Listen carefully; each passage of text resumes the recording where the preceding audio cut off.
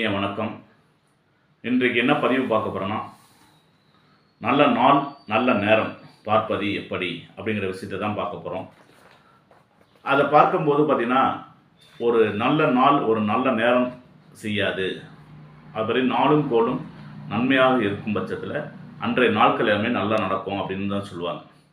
So ஒரு நல்ல நேரத்தை ஒரு நல்ல நாளை நம்ம எப்படி பார்க்கணும்னா, காலண்டரை பார்த்தாவே தெரியும். உங்களுக்கு பார்த்திங்கன்னா இன்றைக்கி நன்றே நல்ல நேரம் காலையில் மாலையில் அப்படின்னு போட்டிருப்பாங்க.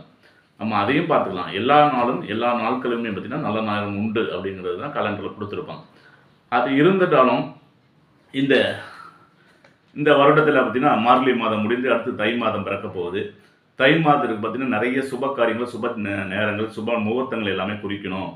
எல்லாத்திலையும் நாங்கள் ஜோதிடத்தை போய் பார்க்க முடியல, நாங்களாக பார்த்துக்க முடியுமா அப்படின்னாலும் கண்டிப்பாக பார்த்துக்க முடியும். அதற்கு சில விதி விலக்குகள் உண்டு, சில விதிமுறைகளும் உண்டு. இதெல்லாமே நம்ம பார்த்து தெரிஞ்சுக்கணுமா, கண்டிப்பாக பார்த்து தெரிஞ்சுக்கலாம். அது எப்படி பார்ப்பது அப்படின்னா, நீங்கள் அன்றைய நாட்களில் அன்றைய நாளில் என்றைக்கு சுபமுகூர்த்தம் நாம் ஒரு காரியம் செய்யலான் இருக்கேன், ஒரு சின்னதாக ஒரு விஷயம் செய்யலாம்.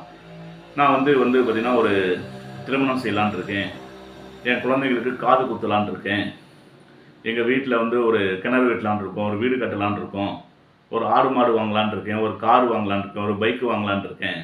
இந்த மாதிரி சின்ன சின்ன காரியங்களுக்கெல்லாம் திடீர்னு என்னால் ஜோசியத்தை அணுக முடியல அப்படின்னா, அடிப்படை விஷயங்களை நம்ம தெரிஞ்சுக்கும் போது பார்த்திங்கன்னா இது நமக்கு பயனுள்ளதாக இருக்கும், அனைவருக்கும் பயனுள்ளதாக இருக்கும் அப்படிங்கிற விஷயத்தில் தான் இந்த பதிவை செய்கிறோம்.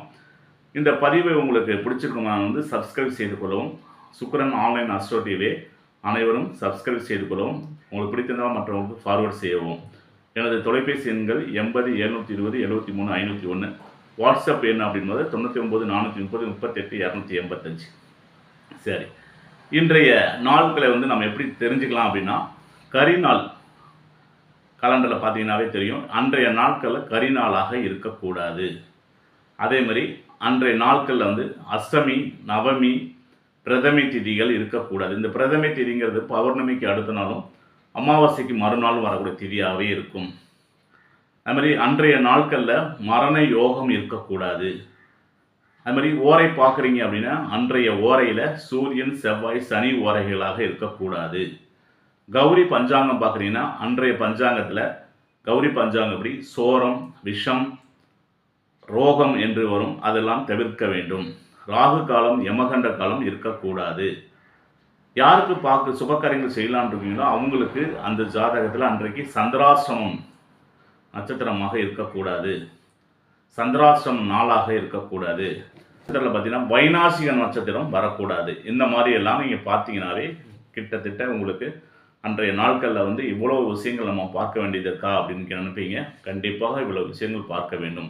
ஒரு சுப காரியங்கள் செய்வது என்பது அடுத்தடுத்த சுப காரியங்கள் தொடர்ந்து நடைபெற வேண்டும் என்பதற்காகவே இதெல்லாமே சொல்லப்படுகிறது. இத்தனை விஷயங்கள் நம்ம பார்க்க வேண்டுமா சார் கண்ணா? கண்டிப்பாக பார்க்க வேண்டும். இத்தனை விஷயங்கள் பார்த்தா தான் நல்ல நாள்கள் நல்ல நேரம், நாளும் கோளும் செய்வதை விட நாள் செய்யும் அப்படின்பாங்க. இவ்வளோ விஷயங்கள் பார்க்க வேண்டும் என்பதை இதில் தெளிவுபடுத்தி சொல்கிறேன். இது போன்ற பதிவுகளை தொடர்ந்து நீங்கள் பார்க்க வேண்டும் என நினைத்தீங்கன்னா சுக்கிரன் ஆன்லைன் அஸ்ட்ரோ டிவி சப்ஸ்கிரைப் செய்து கொள்ளும். நன்றி, வணக்கம். மீண்டும் அடுத்த பதிவில் சந்திப்போம்.